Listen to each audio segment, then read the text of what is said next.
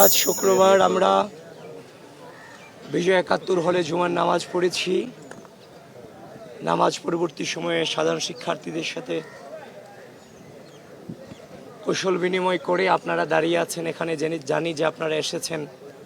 আপনাদের সাথে একটু কৌশল বিনিময় করার জন্যই এসেছি এবং আমরা ৭১ হলে প্রচারণা করব। আমরা গত কয়েকদিন যাবতই হল টু হল আমি যাচ্ছি, আমার প্যানেল যাচ্ছে, আমরা যাচ্ছি একসাথে।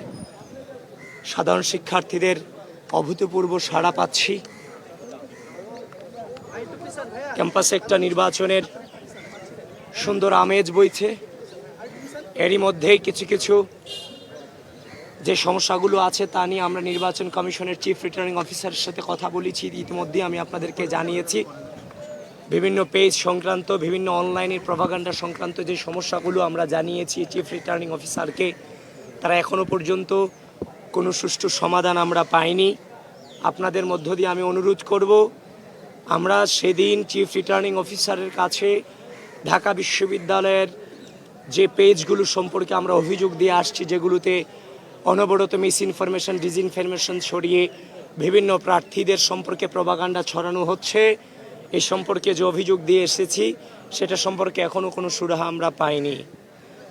তারপর বিগত যে কুয়েত মৈত্রী হলে যে আমাদের প্রার্থীকে বের করে দেওয়া হয়েছিল, আমরা অভিযোগ দিয়েছি, সেটার কোনো সুরাহা এখনও পর্যন্ত পাইনি। সেই নির্বাচনে যে কর্মকর্তা আছে কুয়েত মৈত্রী হলের, তার সম্পর্কে কি ব্যবস্থা নেওয়া হয়েছে সেটা এখনও পর্যন্ত আমরা জানতে পারিনি। আমরা কোনো অভিযোগ দিতে চাই না, অভিযোগের দিকে যেতে চাই না।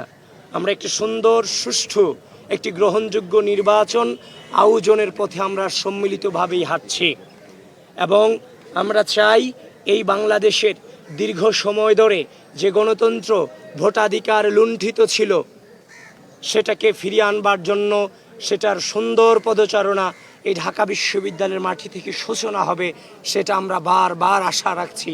এবং ঢাকা বিশ্ববিদ্যালয়ের স্টুডেন্ট এবং ঢাকা বিশ্ববিদ্যালয়ের যে প্রশাসন, নির্বাচন কমিশন, প্রত্যেককে আমরা আহ্বান করছি সুন্দর সুষ্ঠু পরিবেশ বজায় রাখবার জন্য সকলেই যেন সকলের প্রতি সহযোগিতাপূর্ণ আচরণ। এবং আপনারা ইতিমধ্যেই জেনে থাকবেন যে আমাদের বিভিন্ন যারা ক্যান্ডিডেট আছে, ক্যান্ডিডেটদেরকে টার্গেট করে তাদের আইডিগুলো হ্যাক করার মারাত্মক প্রচেষ্টা চলছে। বিষয়ক যে সম্পাদক আমার প্যানেলের মেহেদি হাসানের আইডি হ্যাক করা হয়েছে, হ্যাক করে নানান ধরনের প্রপাগান্ডা ছড়িয়েছে এবং একই রাতে আমাদের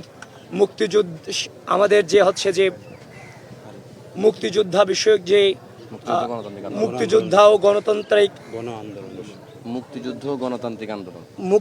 ও গণতান্ত্রিক আন্দোলন বিষয়ক যে সম্পাদক আরিফুল ইসলাম, তার আইডিও একই রাতে, মেহেদির আইডি যে রাতে হ্যাক করা হয়েছে, সেই একই রাতে আরিফুল ইসলামের আইডিও হ্যাক করার অপচেষ্টা চালানো হয়েছে। সেটার প্রমাণও আমাদের কাছে আছে।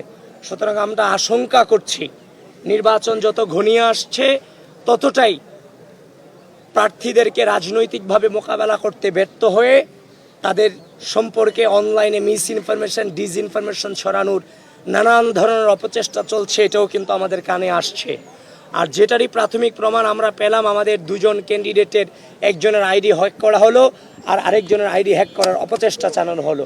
এজন্য ঢাকা বিশ্ববিদ্যালয়ের শিক্ষার্থীদের কাছে করজোরে নিবেদন করছি, কোনো প্রকার প্রপাগান্ডাতে আপনারা গা ভাসাবেন না।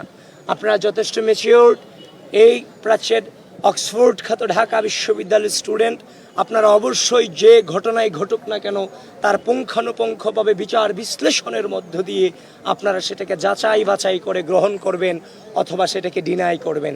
আমরা সত্যিকার অর্থেই এই দীর্ঘ দুঃশাসনকে মোকাবেলা করে রাজপথে ছিলাম।